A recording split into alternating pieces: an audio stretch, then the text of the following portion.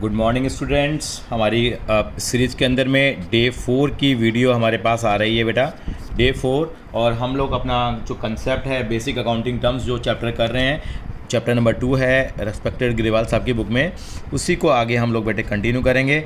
I hope आपको पहले की वीडियो पसंद आई होंगी। अगर आपको वीडियो पसंद आ रही हैं तो ज़रूर आप सब्सक्राइब करिए चैनल को भी, और आप देखते रहिए कि आपको नोटिफिकेशन रेगुलर बेसिस पे मिलते रहेंगे और आप इस पैंडेमिक के अंदर में आप अपने क्वेश्चंस वगैरह को सॉल्व करते रहेंगे और कंसेप्ट्स को आप क्लियर करते रहेंगे। बाद में हम प्रैक्टिकल चैप्टर्स पे भी आएंगे। आज का बेटा मेरा जो टारगेट है, आज जो हम टर्म डिस्कस करने के लिए आज यहाँ पे आए हैं डे 4 के अंदर में, वो हम लोग डिस्कस करेंगे पहले बेटा एक्सपेंडिचर। पहले मैं एक्सपेंडिचर टर्म लेके आ रहा हूँ, ये मेरा अपना ऑर्डर है बेटा टर्म्स को डिस्कस करने के लिए। एक्सपेंडिचर आम भाषा के अंदर में बहुत आसान सा वर्ड लगता है यार सर। एक्सपेंडिचर का मतलब क्या होता है? खर्चा। एक्सपेंडिचर का मतलब क्या मानते हैं हम लोग कि खर्चा हो गया भैया। हर चीज़ के अंदर खर्चा होता है। आप स्कूल जाते हैं, आप ट्रांसपोर्टेशन यूज़ करते हैं, स्कूल में फ़ीस भरते हैं, सारे खर्चे ही तो हो रहे हैं। उन खर्चों के ऊपर हम चार्ज करेंगे सर। खर्चों के अंदर में खर्चे की मतलब क्या हो गया? खर्चे का मतलब आपका दूसरी भाषा में कहूँ तो एक्सपेंडिचर। यानी क्या हो गया एक्सपेंडिचर की? सबसे पहले तो बेटा आपको कुछ आए या ना आए, इसकी डेफिनेशन आना बहुत ज़रूरी है। आए या ना आए, क्योंकि एग्ज़ाम के अंदर में क्या होता है, आपको सब कुछ पता होता है, आप बोल तो बहुत सकते हैं, लेकिन एग्ज़ाम में आपको लिखना पड़ेगा बेटा। लिखना पड़ेगा तो आपको जो आपकी क्लास टीचर है या अकाउंट्स की टीचर है वो नंबर देगी आपको किस चीज़ के? हाँ जी बेटा, जो आपने लिखा होगा। तो पहले हम डेफिनेशन समझने की कोशिश करेंगे। तो क्या है बेटा, मैं डेफिनेशन लिख रहा हूँ तो क्या लिखेंगे? एक्सपेंडिचर, मेरे साथ साथ लिखना चाहें तो एक्सपेंडिचर डेफिनेशन साथ साथ में लिखिए। Expenditure is the amount. Expenditure is the amount, मैं बोल रहा हूँ साथ साथ में। Expenditure is the amount spent और liability incurred. Expenditure is the amount spent और लाइबिलिटी इंकर्ड। आप मेरे साथ साथ लिख सकते हैं। फिर इस डेफिनेशन का हम पोस्टमार्टम करेंगे। पोस्टमार्टम का मतलब क्या है बेटा, समझने की कोशिश करेंगे। Incurred, liability incurred for acquiring. Acquiring का मतलब प्राप्त करना, इकट्ठा करना। फॉर एक्वायरिंग क्या? एसेट्स और क्या बेटा? गुड्स और सर्विसेज। एसेट्स, गुड्स और सर्विसेज। एसेट्स, गुड्स और सर्विसेज, ये हमारी डेफिनेशन है। अब एक एक वर्ड को हम समझने की कोशिश करते हैं। क्या लिखा? एक्सपेंडिचर क्या है? एक अमाउंट है। एक्सपेंडिचर अमाउंट का मतलब एक वैल्यू है। क्या? अमाउंट स्पेंड क्या? और लाइबिलिटी इंकर्ड। एक्सपेंडिचर क्या है? ये अमाउंट स्पेंड है जो खर्चा होता है, और लाइबिलिटी इंकर्ड। लाइबिलिटी भी इंकर्ड हो सकती है क्या चीज़ एक्वायर करने के लिए? एसेट्स, गुड्स और सर्विसेज। लाइबिलिटी इंकर्ड वर्ड क्यों यूज़ किया गया? क्योंकि जैसे हम लोगों ने बताया था आपको, पहले भी हम लोगों ने अक्षय कुमार वाला एग्जांपल आपको दिया था। यानी कि ये हमारे पास क्या है, जो एक्सपेंडिचर जो है बेटा हमारे लिए, या तो अमाउंट खर्चा करेंगे या तो हम दे देंगे पैसे, या नहीं देंगे तो क्या बन जाएगी हमारी? लाइबिलिटी बन जाएगी। हमने शाहरुख खान वाला एग्जाम्पल भी दिया था आपको, ठीक है। यानी कि अगर जैसे हम लोगों ने क्या करा, कोई भी चीज़ एक्वायर करी। एक्वायर का मतलब क्या होता है? उसको परचेज करना। हम क्या चीज़ परचेज करते हैं बिजनेस के अंदर में? अग्रवाल मोबाइल स्टोर क्या खरीदेगा? एसेट्स खरीदेगा और गुड्स खरीदेगा। सर ये तो एक ही बात होती है, एसेट्स और गुड्स। तो आप कहेंगे नहीं, बहुत ज़्यादा हमें कन्फ्यूज़ नहीं होना बेटा, भी मोटा मोटा क्लियर करना है। एसेट्स का मतलब क्या होता था? Yes, non current assets. और गुड्स का मतलब हमारी करेंट एसेट्स। या एक्वायर करेंगे, हमने लैंड एक्वायर करी, हमने बिल्डिंग एक्वायर करी, हमने मशीन एक्वायर करी, तो क्या हो गया? हमारा अमाउंट खर्चा होता हुआ ही है ना, तो वो एसेट्स को एक्वायर करा। गुड्स का मतलब हमने गुड्स, हमने मोबाइल थे, हमारे प्रोडक्ट थे, हमने आईफोन रखा अपनी शॉप के ऊपर, हम लोगों ने जियोमी का फ़ोन रखा, बहुत तरह के फ़ोन रख सकते हैं। सर्विसेज देते हैं हम लोग। सर्विस का मतलब हम मोबाइल को रिपेयर भी कर सकते हैं। यानी कि इन सारी चीज़ों के अंदर में क्या होता है? Expenditure is the amount spent और liability incurred for acquiring assets, goods और सर्विसेज। जो हम गुड्स को एक्वायर करेंगे, हम गुड्स क्या क्या एक्वायर करेंगे, मैं स्पेसिफिक एग्जांपल फिर से दे रहा हूँ। यानी कि अग्रवाल मोबाइल स्टोर के पॉइंट ऑफ व्यू से हम बातें करते हैं तो हम लोगों ने कहाँ खर्चा किया होगा? गुड्स को एक्वायर करने में करा होगा। गुड्स को एक्वायर करना है मतलब purchase of mobile set, purchase of accessories, fine. Assets का मतलब हम लोगों ने बिल्डिंग, प्लांट, मशीनरी, फर्नीचर खरीदा होगा। और सर्विसेज का मतलब क्या हो गया? हमने सर्विसेज में क्या खर्चा किया होगा? यानी कि सर्विसेज में खर्चा हो गया, हम लोगों ने हमने जगह किराए पे ले रखी है, उसका रेंट पे कर रहे हैं हम लोग, हम बिजली का अमाउंट पे कर रहे हैं, हम पानी का बिल पे कर रहे हैं हम लोग, हम टेलीफोन के चार्जेस पे कर रहे हैं, कम्युनिकेशन के चार्जेस पे कर रहे हैं, हम लोग बैंकिंग की सर्विसेज के चार्जेस पे कर रहे हैं। ये अभी थोड़ी देर पहले मैंने बोल दिया था कि हम लोग क्या करेंगे, मोबाइल की रिपेयर वगैरह करेंगे तो पैसा आएगा, वो हम बाद में बात करेंगे। वो पैसा आने वाली सर्विसेज थी, वो कहाँ चला जाएगा, वो रिसीट्स में चला जाएगा। वो बाद में बात करेंगे, वो चले जाएगा रिसीट्स में, वो बात की बात है।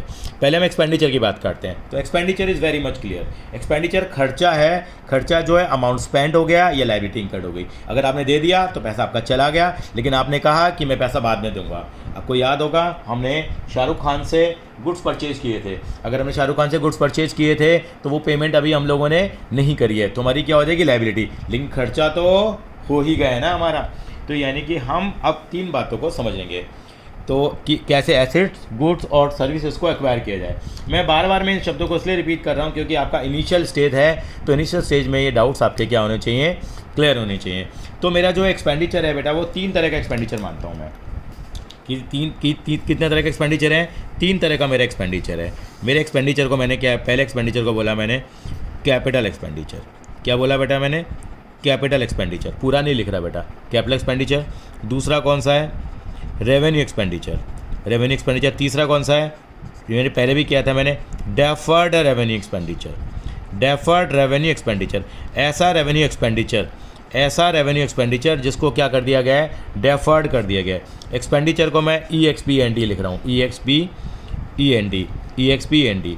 यानी कि मेरा एक्सपेंडिचर जो हो गया है, कितने तरह का हो गया बेटा यहाँ पे, यस 3 तरह का बनाया मैंने, capital expenditure, revenue expenditure, then deferred revenue expenditure.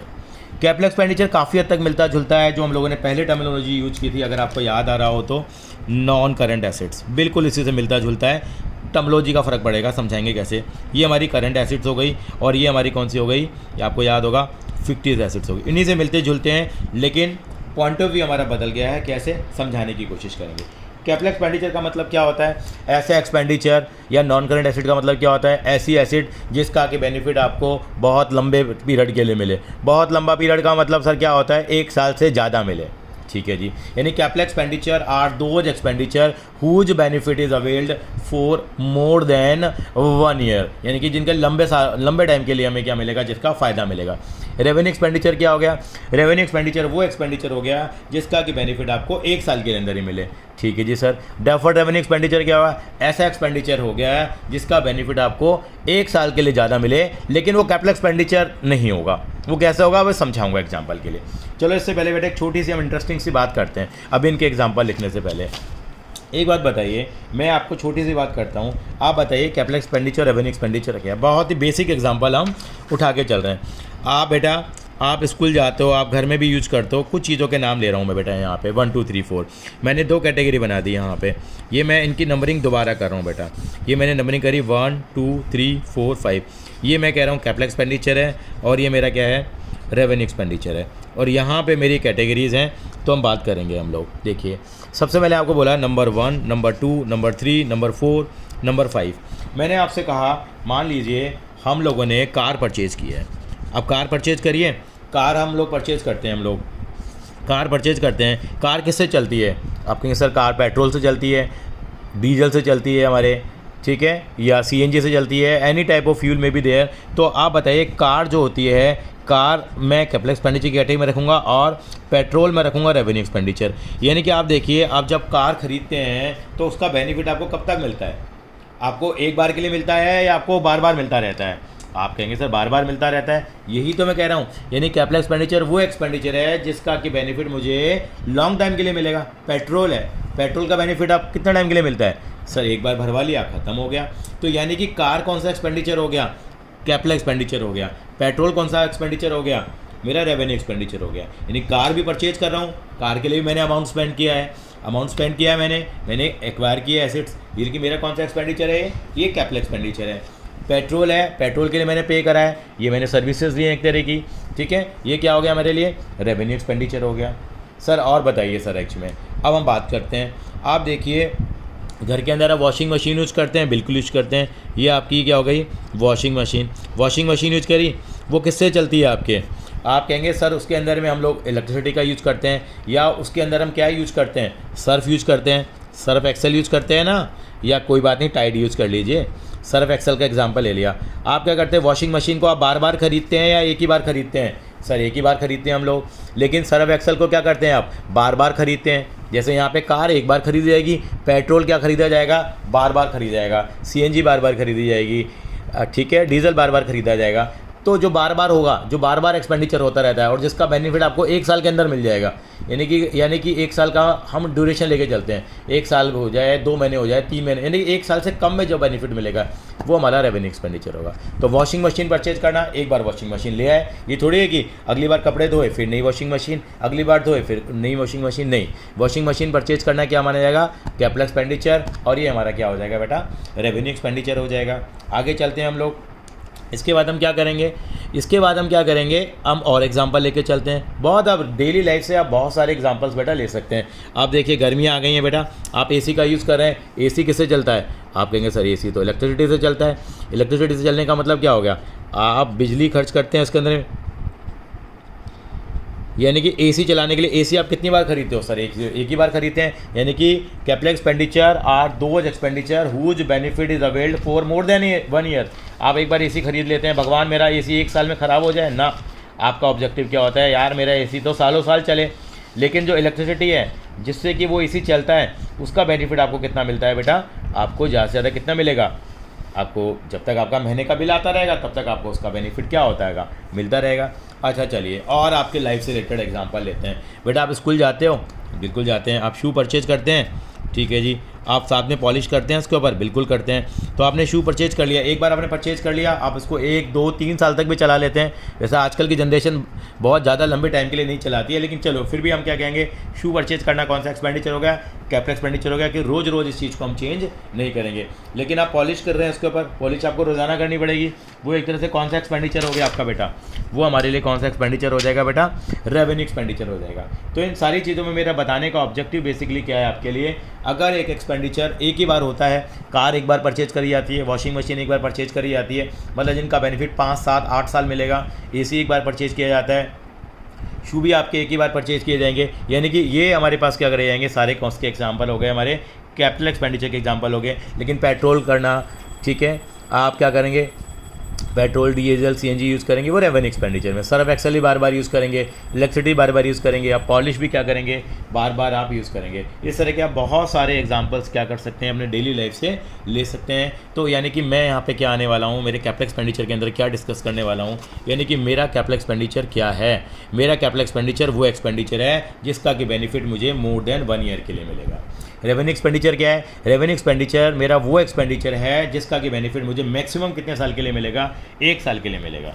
और डेफर्ड रेवेन्यू एक्सपेंडिचर क्या है? ये ऐसा रेवेन्यू एक्सपेंडिचर है तो रेवेन्यू एक्सपेंडिचर, लेकिन इसको हमने डेफर कर दिया, उसका बेनिफिट 1 साल से ज़्यादा के लिए मिल जाएगा। वो क्या कहलाएगा? Deferred revenue expenditure.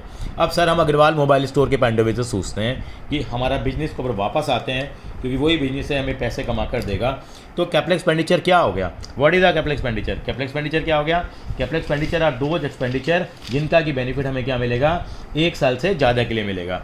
यानी कि it is an expenditure incurred to acquire assets और इम्प्रूविंग द एग्जिस्टिंग एसेट। या तो इसमें एसेट को एक्वायर करते हैं या हमारी एग्जिस्टिंग जो एसेट है उनको हम क्या करते हैं? इम्प्रूव करते हैं। जैसे एग्जाम्पल हम कुछ एग्जाम्पल्स की बात यहाँ पे कर रहे हैं बेटा हम लोग, ठीक है। डेफिनेशंस वगैरह के लिए आप बुक पे जा सकते हैं, आपको बुक का पेज नंबर बता दिया जाएगा। क्या है बेटे? परचेज ऑफ लैंड, आपने लैंड परचेज किया, आपको नज़र आ रहा होगा परचेज ऑफ लैंड। फिर हमारे पास आएगा purchase of building, purchase word में स्पेशली बोल रहा हूँ, बिल्डिंग।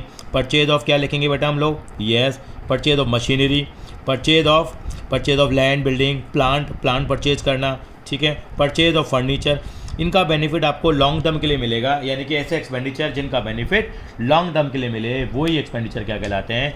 कैपिटल एक्सपेंडिचर कहलाते हैं, ठीक है। और इन सारे एक्सपेंडिचर्स को हम वैसे बैलेंस शीट में दिखा देते हैं, ये बात की बातें हम डिस्कस करेंगे। रेवेन्यू एक्सपेंडिचर क्या हो गए? Revenue expenditure are those expenditure whose benefit is exhausted और अवेल्ड ड्यूरिंग 1 ईयर, जिनका कि बेनिफिट हमें 1 साल के लिए ज़्यादा मिलेगा। यानी कि 1 साल में उनका बेनिफिट क्या हो जाएगा? हमारा एग्जॉस्ट हो जाएगा। यानी कि वो कैसे एक्सपेंसेस होते हैं आप देखते हैं। आप सैलरी पे करते हैं एम्प्लॉयज़ को, सैलरी पे करी, आपने एम्प्लॉय को तो नहीं खरीद लिया ना, यानी कि एम्प्लॉय को थोड़ी खरीद लेते हैं, आपने सैलरी पे करी, काम खत्म हो गया। आप किसी जगह को यूज करते हैं, आप उसका रेंट पे कर देते हैं, तो रेंट पे करना, सैलरी पे करना, ये क्या है आपके लिए? रेवेन्यू एक्सपेंडिचर है, इनका बेनिफिट मिल जाता है। एक छोटा सा मेरे को डायलॉग याद आता है, आपको याद आता हो तो एक मूवी आई थी, मैं झूठ नहीं बोलता, वो मूवी थी गोविंदा की मूवी थी, उसके अंदर एक बोलता है, बड़ा अच्छा एग्जाम्पल दिया था उन्होंने, आप याद रखेंगे इस एग्जाम्पल को। अब आप ऑटो से कहीं घूमने जाते हैं, आपने ऑटो कर लिया, आपको मान लीजिए इंडिया गेट घूमने जाते हैं, आपने ऑटो कर लिया, ऑटो करने के बाद ऑटो वालों को आपने रेंट पे कर दिया। आपने अगर ऑटो वालों को रेंट पे कर दिया तो आपका ऑटो हो गया क्या? वो नहीं, ऑटो थोड़ी हो गया। आपने बेनिफिट लिया, आपने क्या करा, उसका किराया दे दिया। ये थोड़ी है भैया 50 रुपये दो ऑटो मेरा हो गया, नहीं नहीं नहीं, क्योंकि अभी हम लोगों ने क्या करा है, एक्सपेंडिचर पे करा, जिसका बेनिफिट हम लोगों ने एग्जॉस्ट कर दिया with in a period of maximum 1 year. ये हमारे लिए क्या कहलाता है, रेंट पेड। ये भी क्या हमारे लिए रेवेन्यू एक्सपेंडिचर है। और इसके अलावा जैसे एग्जांपल, ये बहुत सारे एग्जांपल हैं बेटा, ये इलेक्ट्रिसिटी पेड, कश्मीर से कन्याकुमारी तक इतने सारे बिजनेस हमारे चलते हैं जिसके अंदर हमारे ये सारे के सारे एग्जांपल्स क्या करते हैं, सेट हो जाते हैं। इलेक्ट्रिसिटी के एक्सपेंसेस हैं, आप कहेंगे मैं इतने तो लिख भी नहीं पाऊंगा। कम्युनिकेशन सर्विसेज हैं, टेलीकॉम के चार्जेस हैं, आपके इंटरनेट चार्जेस आप पे करते हैं, वो भी एक्सपेंस हैं। बैंक को चार्जेस देते हैं जिनका बेनिफिट आपको क्या मिलता है, मैक्सिमम 1 ईयर मिलता है। 1 ईयर भी क्या होता है, आपने सर्विस ली और काम खत्म हो गया हमारे पास, आपने बैंक चार्जेस पे करे, वो भी किस में आ जाएगा। आपने मेरे को वेरी फर्स्ट डे एग्जांपल दिए थे बैंक चार्जेस। इसके अलावा आपने बताया ट्रांसपोर्टेशन का खर्चा है, आपने ट्रांसपोर्ट का बेनिफिट ले लिया, ट्रांसपोर्ट का आपने एक्सपेंस पे करा, वो भी आपका क्या कहलाएगा, रेवेन्यू एक्सपेंडिचर कहलाएगा, क्योंकि इसका बेनिफिट आपको क्या मिलेगा, आपको एक ही बार आपको मिलने वाला है इसमें। आई थिंक सो क्लियर हो गया। इसके ऊपर छोटे छोटे क्वेश्चंस भी हमारे बनते हैं इसमें, ठीक है, वो भी हम बाद में डिस्कस करेंगे।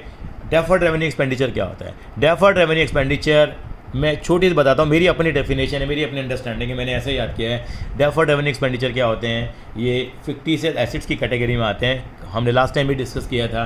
नए ये टेंजेबल एसेट्स हैं, नए इंटेंजेबल एसेट हैं, ये लॉसेज हैं, ये लॉसेज हैं, इनको धीरे धीरे क्या करते रहते हैं हम लोग, राइट ऑफ करते रहते हैं, धीरे धीरे क्या करते हैं, राइट ऑफ करते रहते हैं।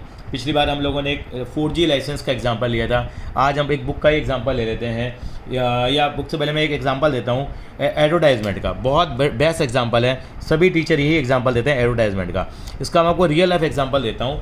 आपको मालूम होगा टीम इंडिया के बारे में, क्रिकेट के अंदर में एक सहारा कंपनी थी, सुब्रतो राय, आजकल तो शायद वो जेल चले गए थे, लेकिन अब पता नहीं क्या पोजीशन है, कि कुछ रेगुलेशंस फॉलो नहीं होता सारा सिटी से रिगार्डिंग। एडवर्टाइजमेंट में क्या करेंगे बेटा हम लोग, एडवर्टाइजमेंट में क्या करना है आपको, कि यहाँ पे उन्होंने क्या करा, BCCI, board of cricket control of India, उनके साथ सहारा कंपनी का एक एग्रीमेंट हुआ, और सहारा कंपनी ने बोला कि भाई हम आपसे क्या लेंगे, हम आपको 100 करोड़ रुपए खर्च कर देंगे। सहारा कंपनी ने बोला 100 करोड़ रुपए हम आपको देंगे, लेकिन हमारे जो टीम इंडिया के प्लेयर हैं वो पहले क्या करते थे, सहारा इंडिया के नाम से उनकी क्या होती थी, उनकी जो जर्सी होती थी टीम इंडिया की, इसका मतलब उनकी जो टी-शर्ट होती थी जो पहनते हैं उसके ऊपर सहारा लिखा होगा, बाजुओं पे सहारा लिखा होगा, उसके लिए, क्योंकि इससे क्या होता है, सहारा ग्रुप का ऐड होता है। तो 100 करोड़ रुपए में बात हुई, लेकिन उनका एग्रीमेंट हुआ 3 साल के लिए। कितने साल के लिए एग्रीमेंट हुआ, 3 साल के लिए। करीब करीब हर साल का खर्चा कितना आ गया, आप कहेंगे 33.3333 करोड़, मैंने राउंड फिगर मान लो 99 करोड़ रुपए की वैल्यू मान ली, तो हर साल 33 करोड़ रुपए का हो गया। अब आप रेवेन्यू एक्सपेंडिचर है क्या है, नहीं सर, इसका बेनिफिट तो 1 साल से ज़्यादा मिल रहा है, तो रेवेन्यू एक्सपेंडिचर तो नहीं हो सकता। सर ये कैपिटल एक्सपेंडिचर है क्या, कैपिटल एक्सपेंडिचर नहीं हो सकता, क्योंकि 3 साल के बाद क्या हो जाएगा, बिल्कुल जीरो हो जाएगी वो चीज़। तो कैपिटल एक्सपेंडिचर देखिए आप, आपके पास लैंड है, बिल्डिंग है, प्लांट है, मशीनरी है, कुछ टाइम के बाद 8 साल 10 साल 12 साल के बाद आपके पास कुछ तो वैल्यू बचती है, लेकिन डेफर्ड रेवेन्यू एक्सपेंडिचर में आपकी वैल्यू 3 साल के बाद क्या हो जाएगी, खत्म हो जाएगी। तो इस एक्सपेंडिचर को बोलते हैं डेफर्ड रेवेन्यू एक्सपेंडिचर। इसका मतलब है तो रेवेन्यू एक्सपेंडिचर, लेकिन इसका बेनिफिट आपको 1 साल से ज़्यादा के लिए मिलेगा, तो इसको आगे हम डेफर करते रहते हैं। यानी कि कैपिटल एक्सपेंडिचर भी नहीं है और ये रेवेन्यू एक्सपेंडिचर भी नहीं है। एक बच्चा बोला मुझसे, सर इसको हम डेफर्ड कैपिटल एक्सपेंडिचर क्यों नहीं बोलते, हम कैपिटल एक्सपेंडिचर को भी तो डेफर्ड कर दिया हम लोगों ने। नहीं बेटा, डेफर्ड कैपिटल एक्सपेंडिचर का मतलब हमारे पास बाद में कुछ रिकवरी होगी, लेकिन यह बाद में कुछ रिकवरी होने वाली बात नहीं है। जैसे पिछली बार मैंने एग्जांपल लिया, मोदी जी से लाइसेंस लिया 10 करोड़ रुपए का, मोदी जी को हम लोगों ने, मतलब भारत सरकार को हमने 10 करोड़ रुपए दे दिए। अब 10 साल के लिए लाइसेंस मिल गया, 10 साल के बाद मेरा लाइसेंस एक्सपायर हो जाएगा, उसके बाद क्या होगा, खत्म, तो दोबारा लाइसेंस लूँगा, फिर मुझे पैसे देने पड़ेंगे। इसका मतलब मेरे को बेनिफिट क्या मिला, अरे मेरे को बेनिफिट 1 साल से ज़्यादा के लिए मिला, यानी कि मेरा है रेवेन्यू एक्सपेंडिचर, यानी कि एग्जॉस्ट हो जाएगा। क्या हो जाएगा ये, एग्जॉस्ट हो जाएगा ये। तो इसलिए किस कैटेगरी में लेंगे इसको हम लोग, डेफर्ड रेवेन्यू एक्सपेंडिचर की कैटेगरी के अंदर इसको हम कवर कर लेंगे। छोटा सा एग्जांपल देते हैं आपको, आप गाड़ी का इंश्योरेंस कराते हो, बिल्कुल कराते हैं गाड़ी का इंश्योरेंस, हर साल गाड़ी का इंश्योरेंस होता है। पूछना पापा से, मम्मा से पूछना, आपने गाड़ी का इंश्योरेंस कराया नहीं कराया, कराया होगा, उसका बेनिफिट कितने साल के लिए मिलता है, 1 साल के लिए। कौन सा एक्सपेंडिचर है गाड़ी का इंश्योरेंस पे करना, सर कौन सा एक्सपेंडिचर है, वो रेवेन्यू एक्सपेंडिचर है हमारे पास। क्यों, गाड़ी का इंश्योरेंस आपको फिर अगले साल फिर कराना पड़ेगा आपको, तो वो क्या कराएगा, हमारा रेवेन्यू एक्सपेंडिचर हमारा कहला देगा। अब मैं बताता हूँ आजकल एक्चुअली में कंपनियों ने क्या करना शुरू कर दिया है। आजकल बहुत सारी इंश्योरेंस कंपनी आजकल 3 साल का इकट्ठा इंश्योरेंस करने लग गई हैं। हाँ जी, 3 साल का इकट्ठा इंश्योरेंस करने लग गई हैं। तो आप 3 साल का इंश्योरेंस कराया, आपने 36,000 का प्रीमियम पे करा, आप उसको कौन सी कैटेगरी में लेंगे? हाँ जी, डेफर्ड रेवेन्यू एक्सपेंडिचर में 36,000 का प्रीमियम पे कर दिया। 12,000 का बेनिफिट तो आपको 1 साल में मिल गया, लेकिन 24,000 का बेनिफिट अगले 2 सालों में मिलेगा। अगर टोटल मेरा प्रीमियम कितना पे किया गया है? 36,000, 3 साल का था, हर साल का कितना कितना मिला? 12,000 मिला। तो 12,000 का बेनिफिट तो ले लिया भैया, ये मेरा रेवेन्यू एक्सपेंडिचर है। बाकी मेरा क्या माना जाएगा बेटा? डेफर्ड रेवेन्यू एक्सपेंडिचर मानेगा। चलो आगे चलते हैं, नेक्स्ट टर्म पे भी कर लेते हैं बेटा। इसके अंदर मेरा एक टारगेट और था, क्योंकि क्लास 11 के अंदर बच्चों की क्यूरियोसिटी बहुत होती है, बहुत डाउट्स आए। आपको छोटी सी इंटरेस्टिंग स्टोरी बताता हूँ बेटा। एक बच्चे ने मेरे से एक डाउट पूछा, मेरे पास आया, उसने कहा सर आपने जो अक्षय कुमार वाली कहानी सुनाई, अक्षय कुमार को आपने गुड्स बेच दिए, आपने किस बेसिस पे उसको गुड्स बेचे? ये बताइए ज़रा आप, क्या आपने कोई इससे डॉक्यूमेंट ऑफ टाइटल लिया आपने? यानी कि बच्चे इस लेवल पे भी सोचने लगते हैं, नहीं डॉक्यूमेंट ऑफ टाइटल की ज़रूरत नहीं है बेटा, हम लोगों ने गुड फेथ के अंदर उसको गुड्स भेज दिए, पैसा मिल गया तो ठीक है, नहीं तो हमारी किस्मत है। बिजनेस के अंदर बेटा उधार तो करना ही पड़ता है। उस बच्चे ने बोला सर इंटेंजिबल एसेट्स की वैल्यू कैसे निकालेंगे आप, गुडविल की वैल्यू कैसे निकालेंगे? आपने वो गुडविल इंटेंजिबल एसेट है, एसेट की कोई ना कोई वैल्यू होती है, कैसे निकालेंगे किसी की गुडविल? हल्दीराम की गुडविल कैसी है, कैसे पता लगाएंगे आप हल्दीराम की गुडविल? बेटा गुडविल नहीं निकल नहीं सकती जब तक कि अपने आप को आप बेचोगे नहीं, तब तक गुडविल का पता नहीं लगेगा। एग्जाम्पल लेते हैं, मान लो हल्दीराम का बिजनेस है। एग्जाम्पल में हल्दीराम के बिजनेस वाले के पास गए, हमने कहा हल्दीराम जी आपके बिजनेस की वैल्यू कितनी है, कितनी वैल्यू है? उन्होंने कहा 50 करोड़ रुपए है। 50 करोड़। मैंने कहा सर मैं बिजनेस खरीदना चाहता हूँ। नहीं हम नहीं बेचेंगे। मैंने कहा मैं 60 करोड़ दे दूंगा आपको, 60 करोड़ रुपए दे दूंगा। इसका मतलब कितने रुपए ज़्यादा दे रहा हूँ मैं? 10 करोड़ रुपए ज़्यादा दे रहा हूँ। किसके लिए दे रहा हूँ मैं? गुडविल के लिए दे रहा हूँ बेटा। किसके के लिए? गुडविल। ये गुडविल होती है, इसको हम बोलते हैं परचेज्ड गुडविल। ऐसे वैल्यू निकलेगी गुडविल की। एक एग्जांपल और देते हैं आपको। पहले हज कंपनी होती थी और अब वो क्या बन गई है? वोडाफोन बन गया। आजकल तो वोडाफोन की भी हाल ख़राब है, 4-5 रुपये का शेयर चल रहा है उसका बेटा। वोडाफोन कंपनी ने क्या करा, हज कंपनी को जब खरीदा था तो वोडाफोन कंपनी हज कंपनी के पास जाती है, हज कंपनी को बोलती है भैया आपका बिजनेस कितने का? उन्होंने कहा 100 करोड़ का। वोडाफोन ने 110 करोड़ रुपये फेंक दिए उनके पास। कितने रुपये ज़्यादा दे दिए? 10 करोड़ रुपये। किस चीज़ के हैं? गुडविल के हैं बेटा ये। चलिए बहुत ज़्यादा डिस्कशन हो गया बेटा, इतना डिस्कशन हम करेंगे तो हम वीडियो ही बनाते रह जाएंगे, तो थोड़ा सा हम आगे चलते हैं बेटा। अब आ रहे हैं हम रिसीट के ऊपर आ रहे हैं बेटा, रिसीट्स के ऊपर आ रहे हैं। रिसीट बोलते हैं इसको, पी इसमें साइलेंट होता है बेटा, RECEIPTS, रिसीट्स। रिसीट्स का मतलब क्या होता है? फिर से बात वही, आप पूरी कहानी सुना दोगे, जैसे मैं इतनी बड़ी बड़ी कहानी सुना रहा हूँ, टीचर नंबर नहीं देगी। टीचर नंबर किस बात के देगी? डेफिनेशन लिखने के। Receipt is the amount received और receivable from selling of assets, goods और सर्विसेज, वहीं से निकाला। यानी क्या है? रिसीट इज़ द अमाउंट, क्या लिखेंगे? Receipt is the amount, receipt is the amount received और रिसीवेबल। मैंने क्या बोला? रिसीव्ड। रिसीट का मिल गया है या मिलने वाला है, रिसीव्ड या रिसीवेबल। रिसीव्ड और रिसीवेबल किससे बेटे? For selling of REI, from selling of या for selling of assets, goods और services. For selling of assets, goods और सर्विसेज। मैं बोलता हूँ receipt is the amount received और रिसीवेबल। रिसीवेबल मतलब या तो मिल जाए या मिलने वाला। Form selling of assets, goods और सर्विसेज। अब इन सारी चीज़ों को आप उल्टा कर लीजिए। उल्टा करने का मतलब यानी कि अभी तक हम लोग चीज़ें खरीद रहे थे, अब चीज़ों को क्या करना शुरू कर देंगे बेटा? हम लोग बेचना शुरू कर देंगे। ये रिसीट भी कितने तरह की होती है बेटा? 2 तरह की आपकी रिसीट होती है। एक होती है बेटा कैपिटल रिसीट, इसमें तीसरी रिसीट नहीं होती बेटा, ये बता देते हैं। ये कैपिटल रिसीट होगी और ये क्या कहलाएगी बेटा मेरे पास? रेवेन्यू रिसीट कहलाएगी। अभी मेरा मेन फोकस आपका डेफिनेशन के ऊपर है और समझे एग्जाम्पल के ऊपर है। तो कैपिटल रिसीट का मतलब क्या होता है? ऐसी रिसीट जो आपको कभी कभार मिले, जो रेगुलर बेसिस पे ना मिले।